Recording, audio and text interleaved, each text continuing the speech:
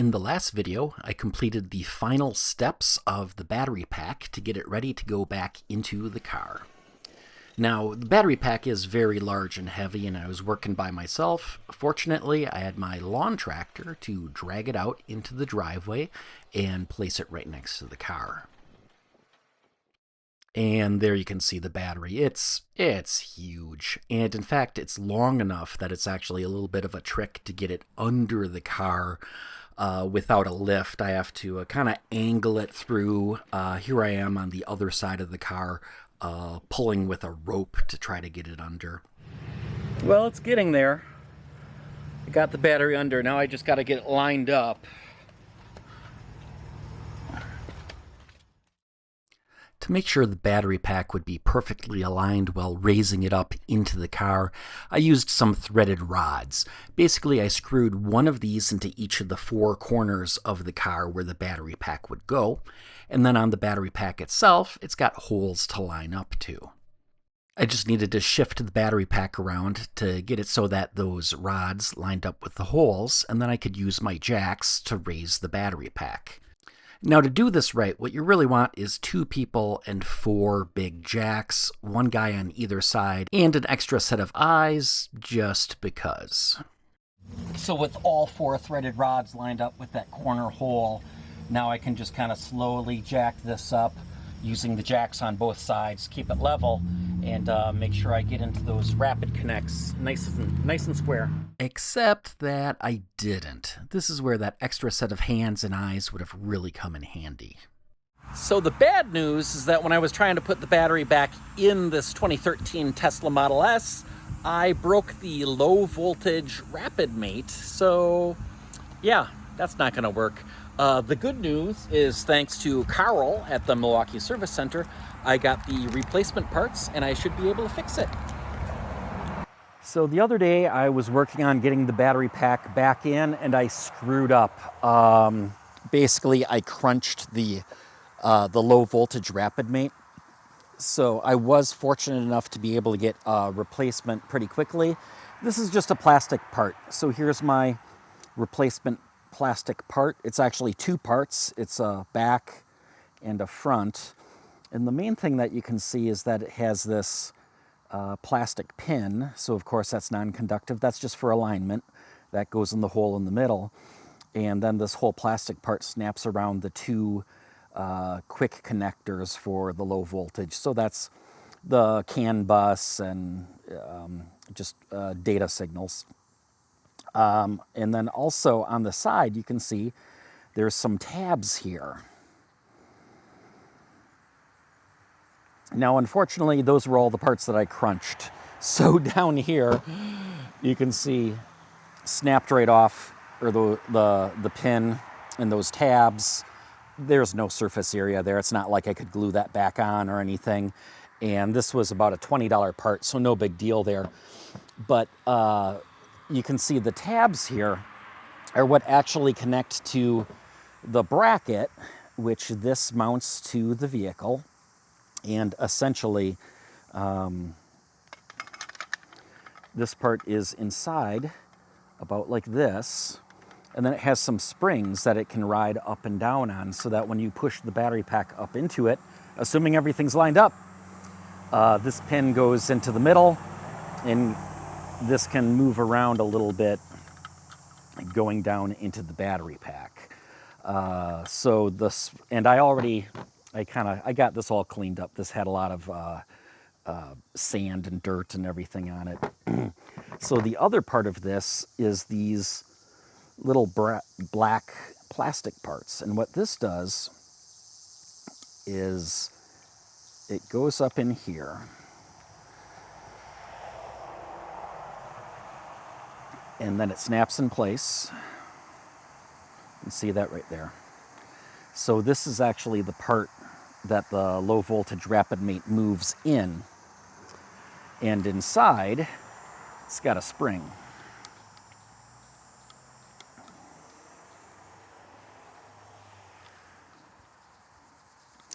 So that's the actual part that the RapidMate moves on. These tabs go over here, and move it up and down. Now, of course, when you have both of those installed, you can't actually put this in. So I think what I'm going to have to do is climb under the car, snap this around the connectors,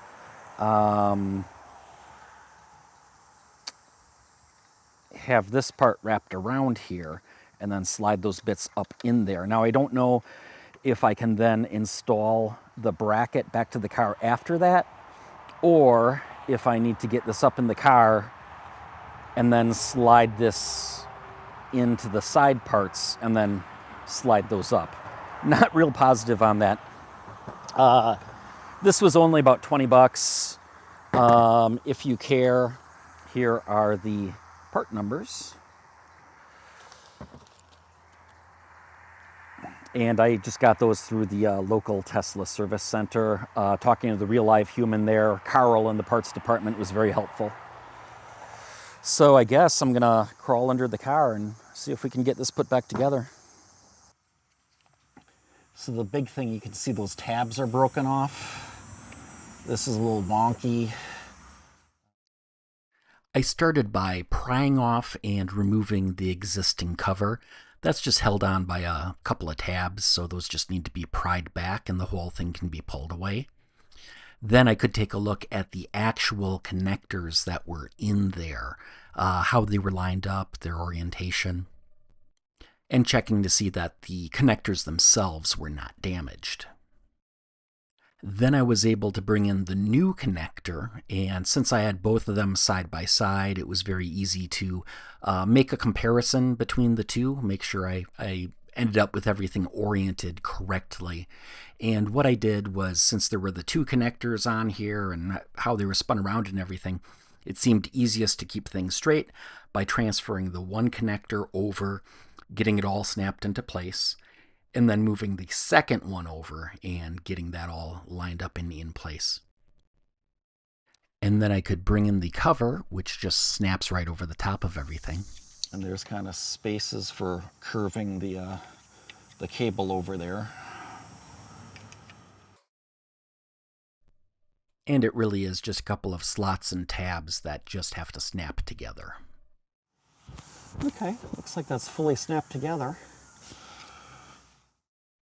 So now, looking straight up, I could see where the aluminum bracket would mount to the frame of the car. We can see these two holes where that'll get a couple of bolts through to hold that bracket up in place. But what I really needed to do was figure out the order that I would have to do things, when to put the bracket in versus putting the connector into the bracket. And in the end, I decided that mount this into the bracket and then get the bracket up in there. And I'm going to admit that I've never done this before. I've never seen anybody else do it before, and I kind of have no idea what I'm doing on this. But I'm basically just trying to get that spring. There's a little kind of like a plus symbol right here. So that's for the bottom of the spring. And there's space on the top bit here for the upper tab. So I'm kind of trying to get those two tabs lined up to this with the spring in there. So we'll see if I can kind of squeeze the spring in there, push down, pull over. Okay. Watch, it's gonna shoot apart any second. So the springs are trapped on there, but if I touched it sideways, it would definitely go flying. So let's see if I can get this in the bracket. And cover my eyes for springs shooting out. Got to get all these parts lined up at the same time. Oh, there it goes. I think it definitely helps that I have new parts and cleaned the bracket. Otherwise, this would not be going in right now. Push, push.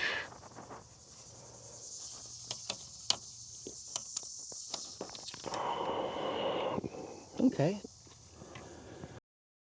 So then what I needed to do was just get the aluminum bracket back up against the body of the car, get it between those mounting tabs, and reinstall the two machine screws that hold it in place.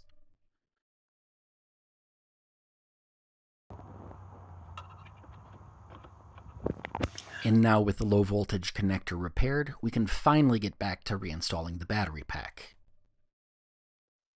Now, of course, I had to move the battery pack out of the way to work under the car.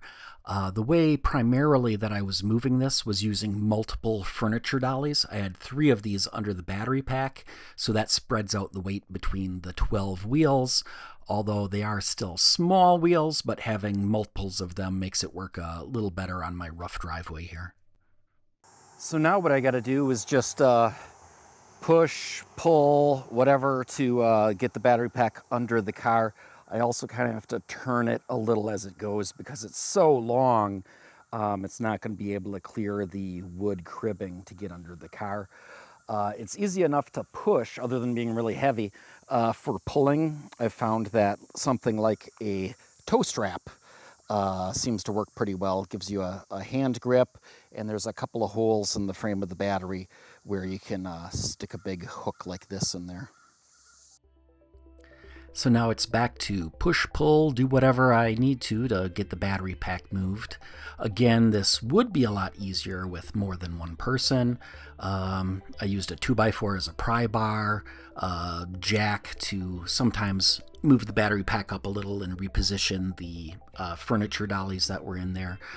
Just whatever it took to get the battery pack back under the car and into the right place and get those threaded rods lined up with the corner holes. Here's the other side of the car, another jack, just trying to keep everything in position, straight and level as it's being brought up. Now, I didn't have that many jacks. I do have a small forklift attachment for my lawn tractor, so I used that plus all the jacks I had to hold it all up in place.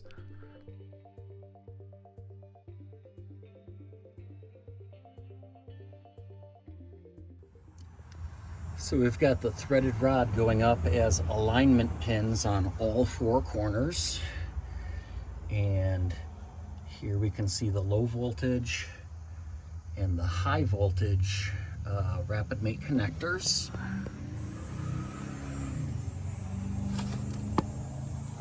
And we gotta make those match up. The low voltage there with this. And there's the high voltage with this. So I'll just start slowly cranking this up, and then when I get closer, I'll use an endoscope poking up in there just to make sure these line up right this time. And here's where I wanted to show you that cool endoscope footage of making the final connection, but I don't know what happened to it. And at this point, the battery is all the way up under the car. It's only held in place with the jacks, but since these batteries were originally designed for a quick swap, that's all I need. The high and low voltage RapidMate connectors are hooked up. The coolant in the front is hooked up. It's all just push up in there. So now I'm going to hook the 12-volt battery back up and the fireman's loop, and hopefully I should hear the contactors close.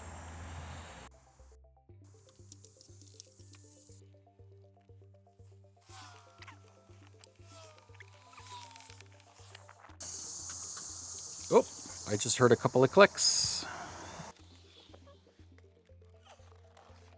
So on the dashboard, we're booting up. Jack mode, yep, I know. Vehicle coolant low, that's what we expected. I'll top it off once we get this all together.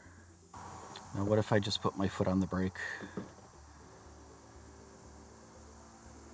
Car is on. Now I'm not gonna do anything because we're up in the air, but look at that. I can put it in drive. Couldn't do that before. So it's working. Back in park. We're up in the air and there's no bolts attaching the battery pack, so let's not move. Next, I reinstalled all the bolts to hold the pack in place, but that's both boring and hard to film. So here's the torque values for all that. Basically, just reinstall all the bolts in the opposite order you took them out. And now that the battery pack is actually held up in place, I can remove all of the supports and jacks.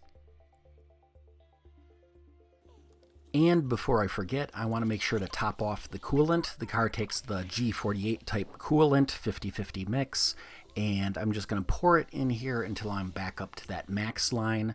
Then in the car on the touchscreen in the service mode, there is a feature to run the pumps and burp the air bubbles out of the cooling system.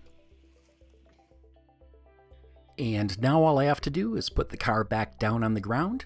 If I had a fancy lift, it would be very simple. Since I'm using the cribbing here, I have to jack up the car a little bit, pull out a piece of cribbing, and then repeat that several times.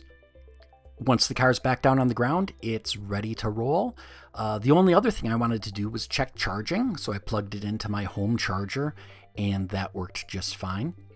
And then I also drove to the closest Tesla Supercharger and made sure that the supercharging worked as well, which it did. This certainly was quite the project. I knew I wasn't going to get it done in a weekend. Every time I try something new, it's a learning experience, and it's going to take me a while, and I'm a slow learner and film as I go, but I like sharing what I learn on a project, including in this case the fact that yes, you can get parts from Tesla, and that there actually is a lot of support for DIY Tesla out there, including this cool document on Google Docs. So I'm not saying this project is for everybody, but for me, who has little experience with electric cars, buying a clunker and getting a good price on it and then fixing it up, it worked for me. I hope you like these videos. Please like, comment, subscribe, check out the entire playlist, and until next time, stay charged up.